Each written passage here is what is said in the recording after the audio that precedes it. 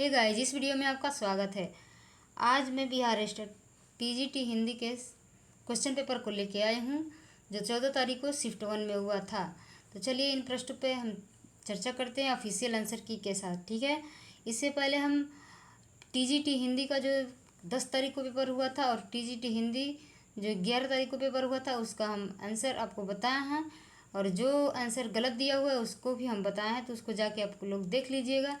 तो चलिए आज हम चर्चा करते हैं पीजीटी हिंदी के क्वेश्चन के ऊपर, ठीक है। इससे पहले हम आपको बता दें कि यदि आप हमारे चैनल पर नए हैं तो चैनल को सब्सक्राइब कर लें, क्योंकि बिहार शिक्षक भर्ती की संपूर्ण तैयारी हम इस चैनल पे करवाते हैं, ठीक है। तो जिसको भी बिहार शिक्षक भर्ती की तैयारी करनी है वो इस चैनल को सब्सक्राइब कर ले, जिससे इसको वीडियो हमेशा मिलती रहे। तो चलिए देखते हैं पहला नंबर क्वेश्चन क्या दिया हुआ है। पहला नंबर क्वेश्चन दिया है, किस इतिहासकार ने हिंदी साहित्य का प्रारंभ संवत 1050 से माना है।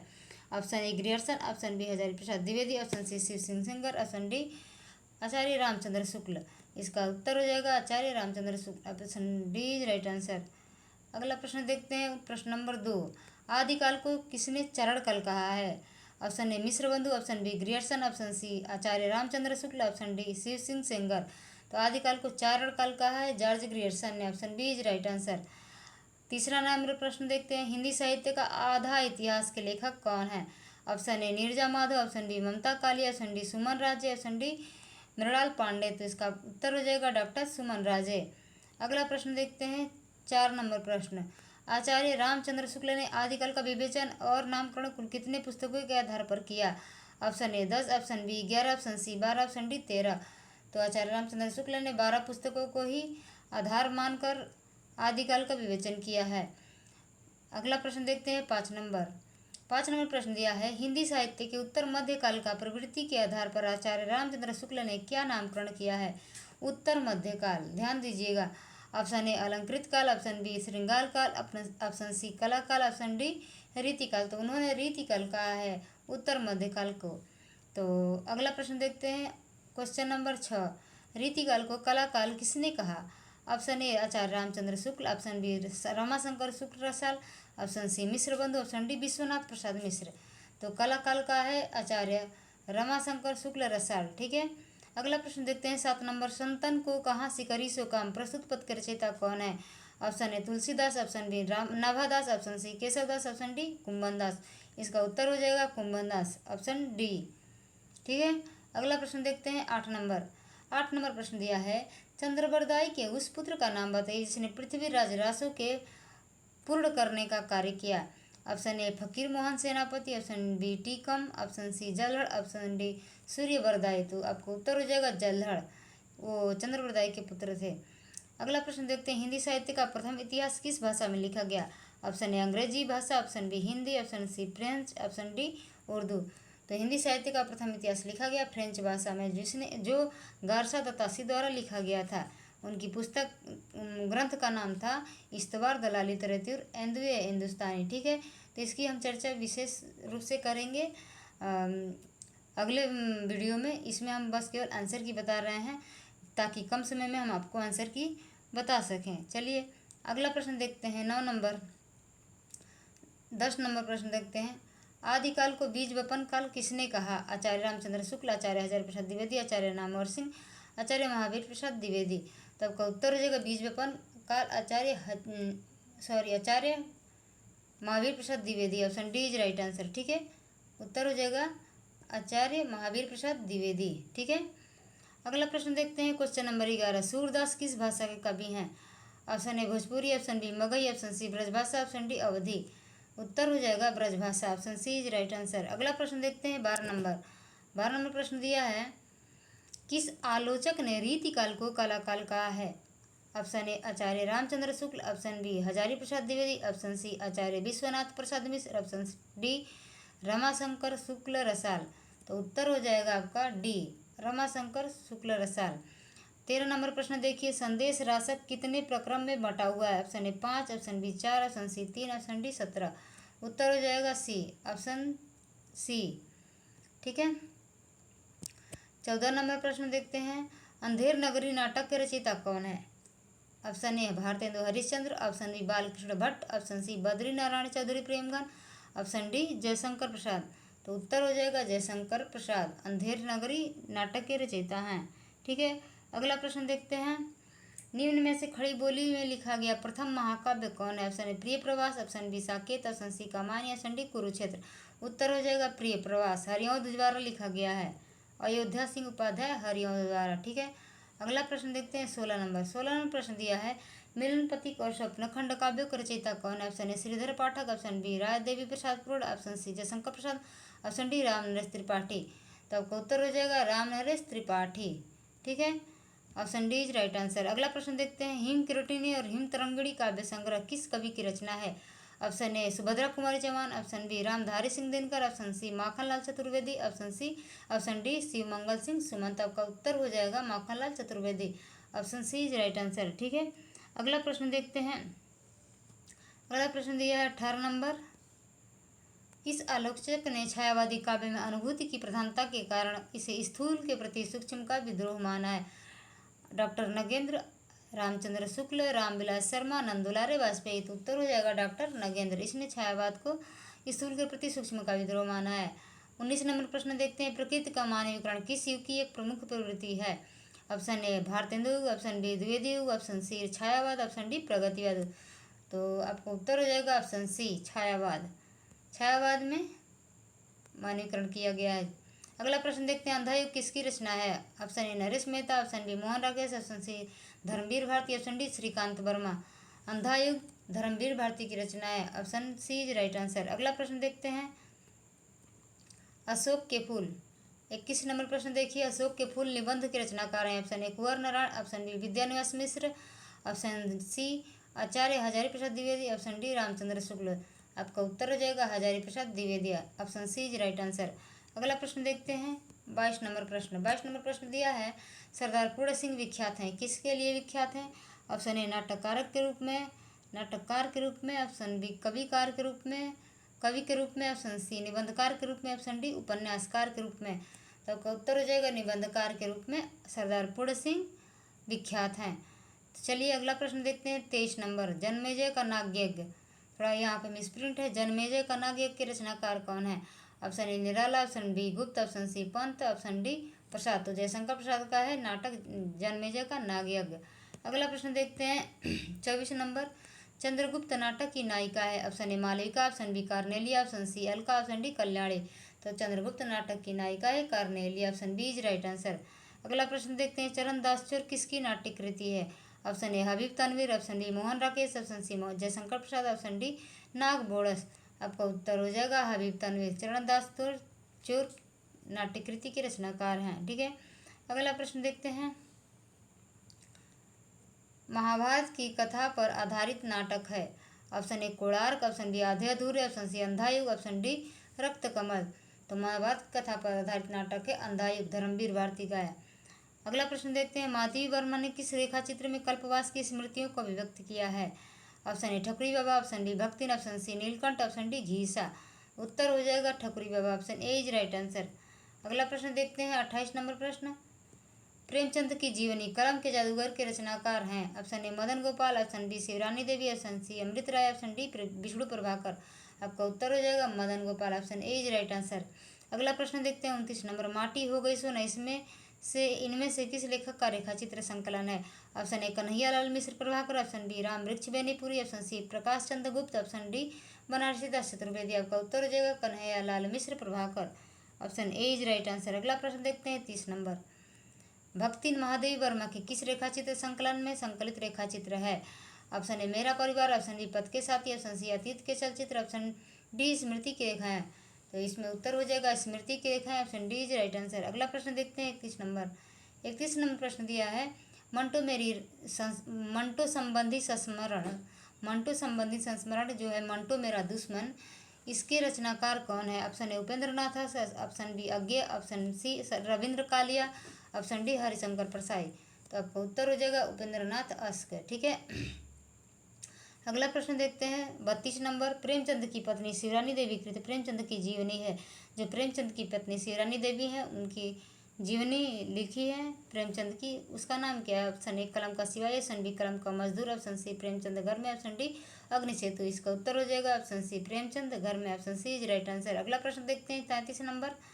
याद हो कि न हो, याद हो कि न याद हो, बहुचर्चित संस्मरणात्मक कृति के लेखक है? Option A Trilochan, option B Kamleshwar, option C Namvar Singh, option D Kashinath Singh. उत्तर हो जाएगा Kashinath Singh. Option D is right answer. अगला प्रश्न देखते हैं 34 नंबर। कानों में कंगना कहानी का प्रकाशन वर्ष क्या है? Option A 1913, option B 1931, option C 1921, option D 1919। उत्तर हो जाएगा 1913। ठीक है, इस पर हम क्वेश्चन आंसर आपको करवाए हैं, प्रैक्टिस सेट में देख लीजिएगा। अगला प्रश्न देखते हैं क्वेश्चन नंबर 35। जर्मन लेफ्टन को किसने मार दिया? ऑप्शन ए लहना सिंह ने, ऑप्शन बी बोधा सिंह ने, ऑप्शन सी दो सूबेदार ने, ऑप्शन डी वजीरा सिंह ने। उत्तर हो जाएगा लहना सिंह ने। Option A is right answer. अगला प्रश्न देखते हैं 36 नंबर। आरंभिक कहानियों में सर्वप्रथम फ्लैशबैक शैली का प्रयोग किस कहानीकार ने किया? Option A Mahavir Prasad Dwivedi, option B Phanishwar Nath Renu, option C Chandradhar Sharma Guleri, option D Bharatendu Harishchandra. उत्तर हो जाएगा चंद्रधर शर्मा गुलेरी। फ्लैशबैक शैली में लिखे हैं कौन? कहानी का नाम क्या है उसने कहा था। ठीक है, अगला प्रश्न देखते हैं 37 नंबर। गुलरी काकी और मुनरी किस कहानी के पात्र हैं? ऑप्शन ए उसने कहा था, ऑप्शन बी कहानी का प्लॉट, ऑप्शन सी चीफ की दावत, ऑप्शन डी पंचलाइट। उत्तर हो जाएगा पंचलाइट। गुलरी काकी और मुनरी जो है पंचलाइट कहानी के पात्र हैं। अगला प्रश्न देखते हैं पंचलाइट को कौन जलाता है? Option A Godhan, option B Budhan, option C Gulri, option D Mahato. उत्तर दिया है ऑप्शन ए गोधन। ठीक है, अगला प्रश्न देखते हैं 39 नंबर। 39 नंबर प्रश्न दिया है कहानी का प्लॉट शीर्षक पाठ गद्य की कौन सी विधा है? ऑप्शन ए संस्मरण, ऑप्शन बी जीवनी, ऑप्शन सी कहानी, ऑप्शन डी रेखा चित्र। उत्तर हो जाएगा कहानी। Option C is right answer. अगला प्रश्न देखते हैं भगजोगनी किस कहानी की पात्र है? ऑप्शन ए सिक्का बदल गया, ऑप्शन बी ईदगाह, ऑप्शन सी कहानी का प्लॉट, ऑप्शन डी लाल पान की बेगम। उत्तर होगा कहानी का plot. Option C is right answer. अगला प्रश्न देखते हैं 41 नंबर। 41 नंबर प्रश्न दिया है गोदान उपन्यास में प्रेमचंद ने किस दो गांव का उल्लेख किया है? ऑप्शन ए मेरीगंज और सिपालगंज, ऑप्शन बी घोड़ियर गांव और भवानीपुर, ऑप्शन सी बेलारी और सेमरी, ऑप्शन डी इनमें से कोई नहीं। उत्तर हो जाएगा सेमरी और बेलारी। जो मेरीगंज और सिपाल है ये तो महिला आंचल में या दोनों गांव का वर्णन किया गया है। अगला प्रश्न देखते हैं 42 नंबर। 42 नंबर प्रश्न दिया निम्नलिखित पात्रों में से कौन होरी की पत्नी है? Option A Jhuniya, option B Saroj, option C Siliya, option D इनमें से कोई नहीं। उत्तर हो जाएगा इनमें से कोई नहीं, क्योंकि होरी की पत्नी का नाम क्या रहता है? धनिया रहता है।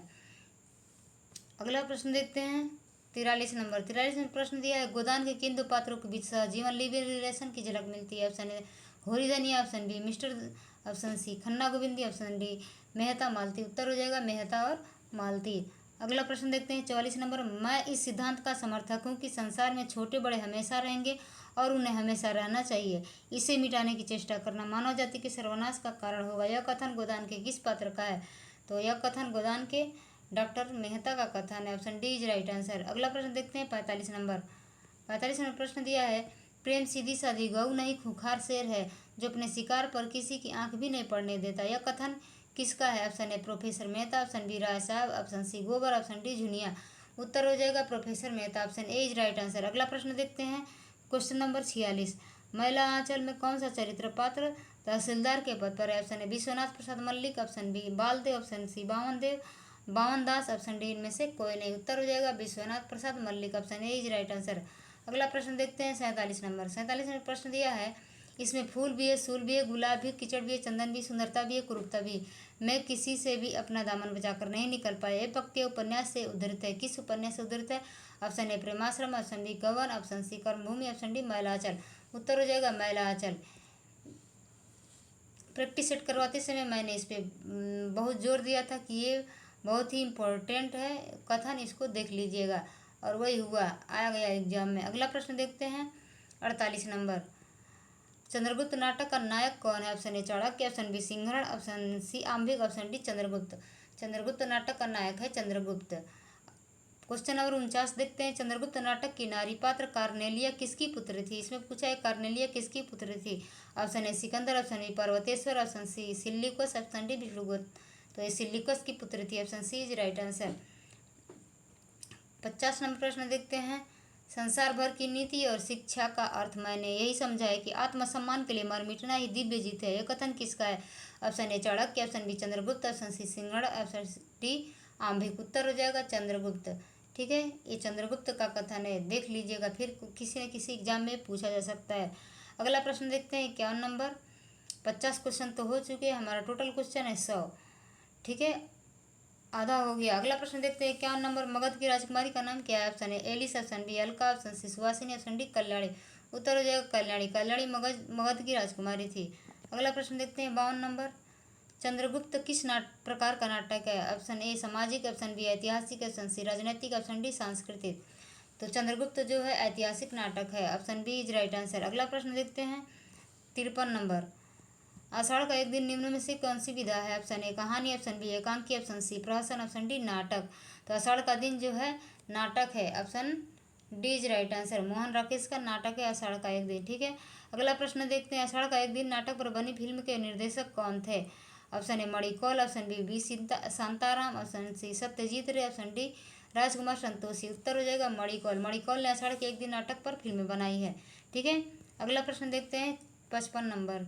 55 नंबर प्रश्न दिया है, गेहूं और गुलाब में लेखक की क्या इच्छा है? ऑप्शन ए गेहूं पर गुलाब की पूर्ण प्रभुता स्थापित हो, ऑप्शन बी तपस्या करने की, ऑप्शन बी वृत्तियों को ऊर्ध्वगामी करने की, ऑप्शन डी ए और सी दोनों की। उत्तर हो जाएगा ए और सी दोनों की, यानी गेहूं पर गुलाब की पूर्ण प्रभुता स्थापित हो और तपस्या करने की।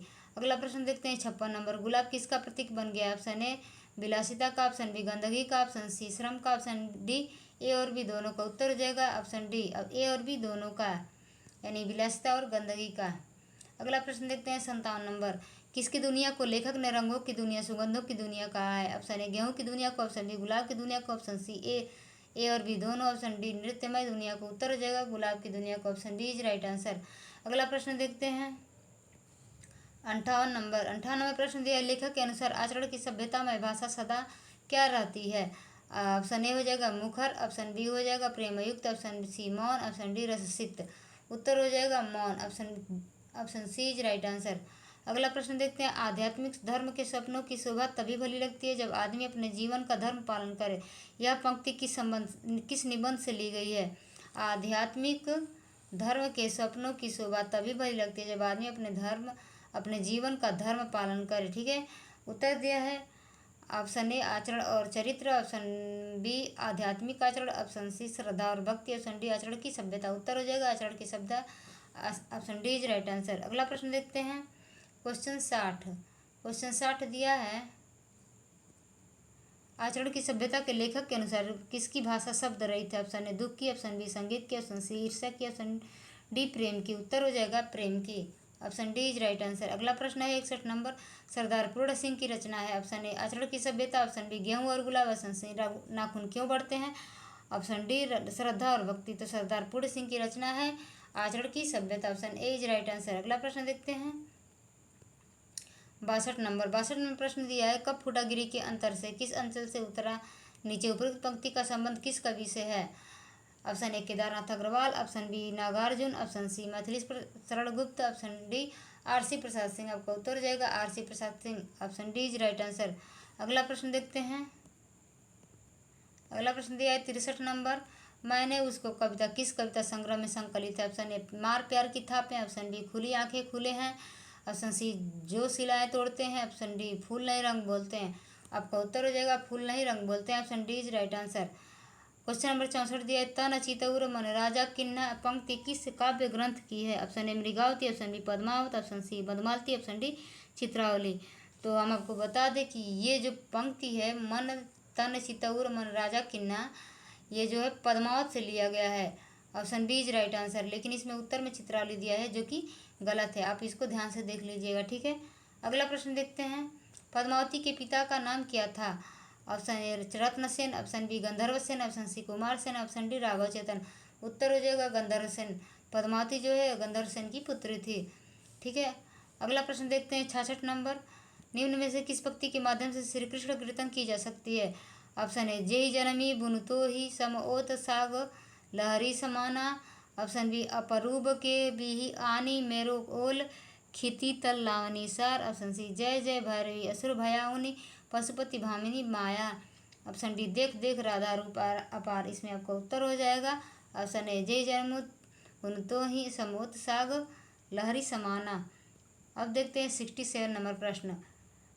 प्रणय छोड़कर प्राण धरे क्या, जले नहीं तो मरा करे क्या।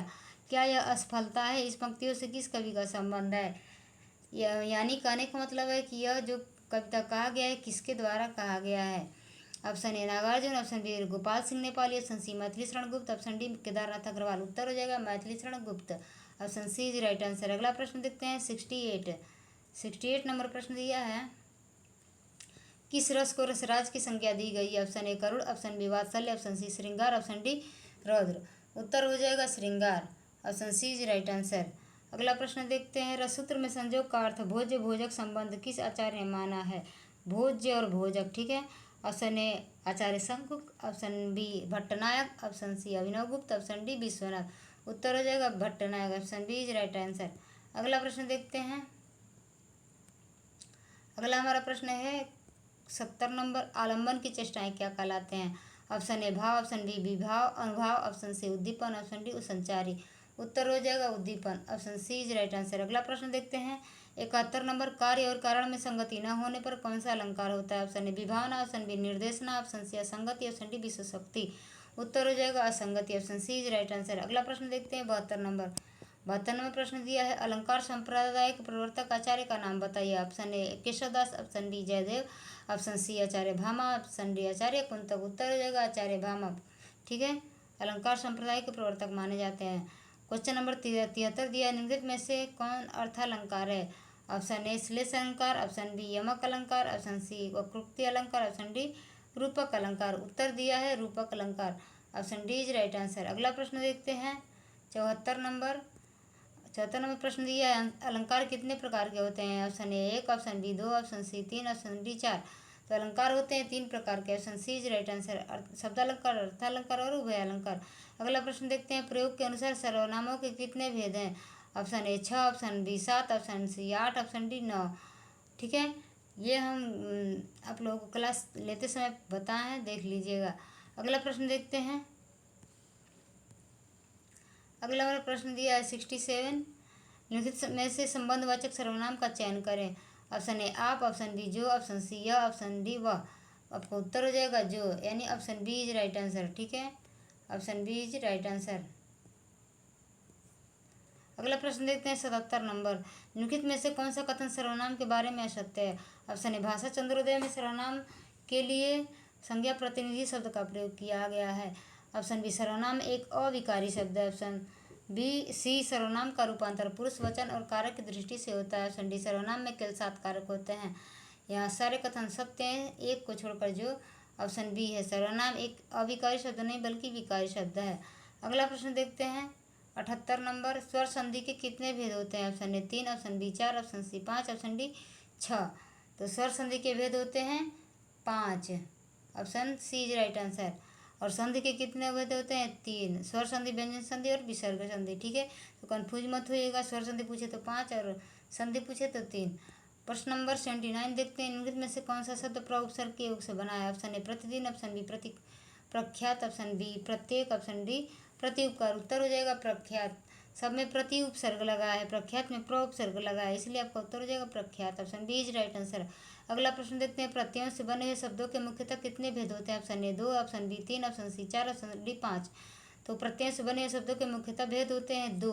Option A is right answer. अगला प्रश्न देखते हैं 81 नंबर। महावीर प्रसाद द्विवेदी सरस्वती पत्रिका के संपादक किस वर्ष नियुक्त हुए? Option A 1900, option B 1902, option B C 1903, option D 1905। उत्तर हो जाएगा 1903। Option C is right answer. अगला प्रश्न देखते हैं। हिंदी का प्रथम पत्र किसे माना जाता है? Option A Udant Martand, option B Banaras Akhbar, option सी प्रजा हितैषी, ऑप्शन डी बुद्धि प्रकाश। उत्तर हो जाएगा हिंदी का प्रथम पत्र जो है उदंत मार्तंड है, ठीक है। अगला प्रश्न देखते हैं 83 नंबर प्रश्न दिया है। ब्राह्मण का प्रकाशन कहाँ से होता था? Option A Banaras, option B Kanpur, option C Bareilly, option C Allahabad, option D Bareilly. उत्तर हो जाएगा कानपुर, ठीक है। Option B is right answer. अगला प्रश्न देखते हैं। लाहौर से प्रकाशित होने वाली पत्रिका कौन है? Option A Chand, option B Sudha, option C Karmayogi, option D Gyan Pradayini. उत्तर हो जाएगा Gyan Pradayini. Option D is right answer. अगला प्रश्न देखते हैं 85 नंबर। कलकत्ता से विशाल भारत का प्रकाशन किस वर्ष हुआ? ऑप्शन ए 1920 ईस्वी, ऑप्शन बी 1925 ईस्वी, ऑप्शन डी सी 1928 ईस्वी, ऑप्शन डी 1930 ईस्वी। उत्तर हो जाएगा 1928 ईस्वी, यानी option C is right answer. अगला प्रश्न देखते हैं 86 नंबर। खींचो न कमानों को न तलवार निकालो, तोप मुकामिल हो तो अखबार निकालो, किसने कहा है? Option A Sahir Ludhianvi, option B Akbar Allahabadi, option C Dushyant Kumar, option D Bharatendu. उत्तर हो जाएगा अकबर इलाहाबादी। और ये छपता था किस पे? मतवाला पत्रिका के पृष्ठ पे छपता था। ठीक है, अगला प्रश्न देखते हैं, यहाँ आपको उत्तर हो जाएगा अकबर इलाहाबादी। 87 नंबर प्रश्न देखते हैं। प्रसिद्ध खड्गविलास प्रेस किस शहर में था? Option A Banaras, option B Allahabad, option C Darbhanga, option D Patna. उत्तर हो जाएगा Patna, option D is right answer. अगला प्रश्न देखते हैं 88 नंबर। निम्न में से किस रचना को साहित्य अकादमी पुरस्कार प्राप्त हुआ है? ऑप्शन ए कलम का सिपाही, ऑप्शन बी गमन, ऑप्शन सी कर्मभूमि, ऑप्शन डी इनमें से कोई नहीं। कलम का सिपाही जो है उसको मिला है। ये जीवनी है, जीवनी किसने लिखी थी? इनके पुत्र ने लिखी थी, अमृत राय ने। ठीक है, अगला प्रश्न देखते हैं 89 नंबर। के बिरला फाउंडेशन द्वारा दिया जाने वाला पुरस्कार? ऑप्शन ए सरस्वती सम्मान, ऑप्शन बी साहित्य अकादमी सम्मान, ऑप्शन सी सलाका सम्मान, ऑप्शन डी इनमें से कोई नहीं। उत्तर हो जाएगा सरस्वती सम्मान, option A is right answer. अगला प्रश्न देखते हैं 90 नंबर। उत्तर प्रदेश हिंदी संस्थान द्वारा प्रदान किया जाने वाला पुरस्कार है? ऑप्शन ए ज्ञानपीठ पुरस्कार, option B Bharat Bharati Samman, option C सलाका सम्मान, ऑप्शन डी इनमें से कोई नहीं। उत्तर हो जाएगा Bharat Bharati Samman, option B is right answer. अगला प्रश्न देखते हैं 91 नंबर। महादेवी वर्मा को किस रचना के लिए ज्ञानपीठ पुरस्कार मिला था? Option A Nihar, option B Sandhya Geet, option C Yama, option D इनमें से कोई नहीं। उत्तर हो जाएगा Yama, option C is right answer. अगला प्रश्न देखते हैं 92 नंबर। सुमित्रा नंदन पंत को किस रचना के लिए ज्ञानपीठ पुरस्कार मिला था? Option A Kala Aur Budha, option B Gramya, option C Pallav, option D Chidambara. तो ज्ञानपीठ मिला था चिदम्बरा पे, और कला और बूढ़ाचाँद पे मिला था साहित्य अकादमी। ठीक है, उत्तर हो जाएगा ऑप्शन डी। अगला प्रश्न देखते हैं 93 नंबर। निम्नलिखित रचनाकारों में किसको ज्ञानपीठ पुरस्कार प्राप्त हुआ है?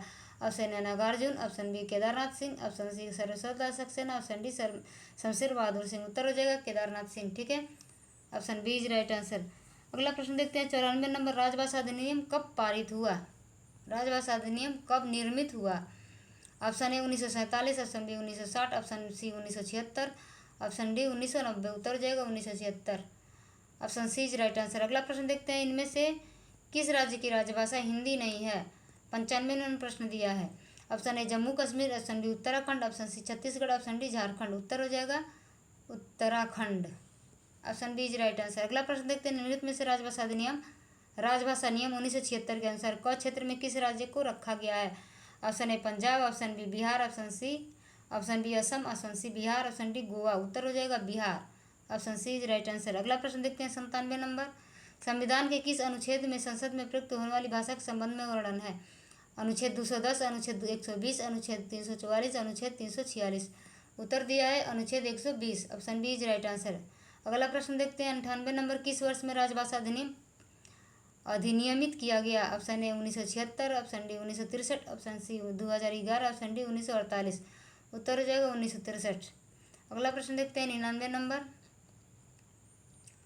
99 में प्रश्न दिया है हिंदी किस सम्मेलन को राष्ट्रीय महत्व का सम्मेलन घोषित किया गया? ऑप्शन ए हिंदी साहित्य सम्मेलन प्रयाग, हिंदी साहित्य सम्मेलन इंदौर, हिंदी साहित्य सम्मेलन कोयम्बटूर, हिंदी साहित्य सम्मेलन नागपुर। उत्तर है हिंदी साहित्य सम्मेलन प्रयाग।